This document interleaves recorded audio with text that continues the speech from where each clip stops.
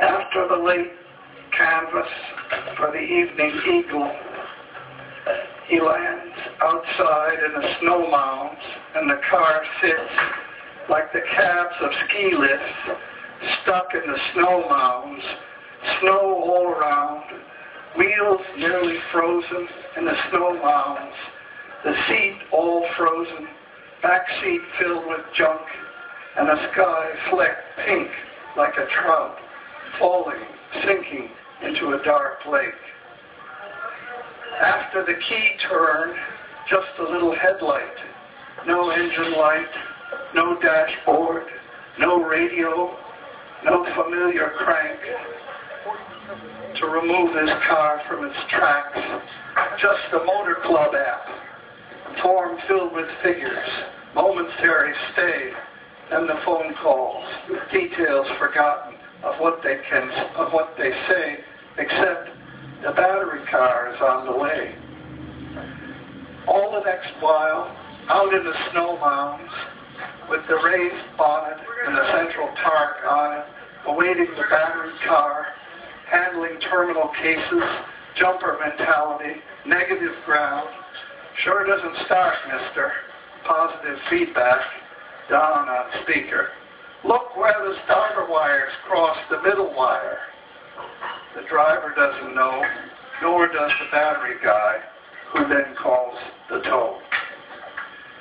After a long while, out in the snow, night falls with a thud, like a roof leak, leaving a drop load of ice down below where the hard, rigid, ridged ice of a long winter and the biting wind lands every blow.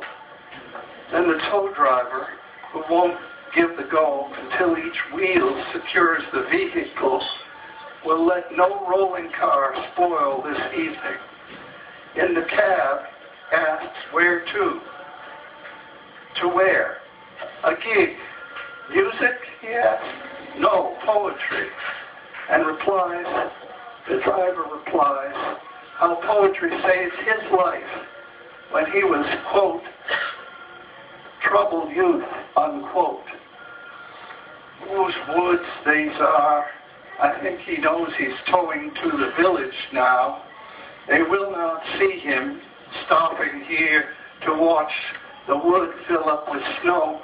The woods are left of the mall at Denrock Park, somewhere below the darkest evening of the year, the meadow, the bottom trail that snows in, where two rivers appear. At Don's Auto Care, the car park's gone dark, and everybody's gone but Don, who's doing books with one light on, while the former troubled youth unchains the wheels.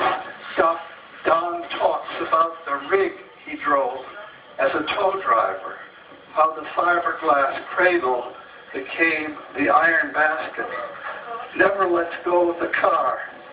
He's in teacher mode, talking it through until the last lever is pulled to free the captive car. Next day at Don's, the car's on charge. Can't come off life support. Changes the mood. Don's pointing out the jumper wires and reliability of Honda, Nissan, and Toyota at the top, in any order that you want, and then shifts to VW, GM, European at the bottom. That makes simple things complicated and complicated things expensive. Then the hand that finds the jumper wire uncrimps and uncrimped and uneven, has an extra hand find the crimping pliers. No, not needle points, but crimping ones. Skins and crimps the middle wire, makes it with a plastic tie, and marks it with a plastic tie, so that when it fails again, the driver will know how to tweak and jiggle, will remember how the starter cranked again, why and where. Cranks again at Don's Auto Care. Thank you, Don, for bringing that car back to life. Now, Ray Landry will do the open mic and we'll sign up.